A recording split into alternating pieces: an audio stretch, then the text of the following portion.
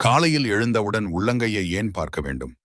காலையில் எழுந்தவுடன் இரு கைகளையும் ஒன்றாக ஒன்று தேய்த்துக் கொள்வதன் மூலம் கையில் உள்ள நரம்புகள் தூண்டப்பட்டு இரத்தம் ஓட்டம் அதிகமாகி மூளை சுறுசுறுப்பாக செயல்பட ஆரம்பிக்கும். சிலர் கைகளை தூக்கி சோம்பல் முறிப்பதும் இதனால்தான். உடலுக்கு தேவையான வெப்பமும் கிடைக்கும். ஆன்மீக ரீதியாக பார்த்தால் கைகளை ஒன்றுடன் ஒன்று தேய்ப்பதனால் பழையன கழிந்து புதுமையை பார்க்க வேண்டும் என்பதாகும்.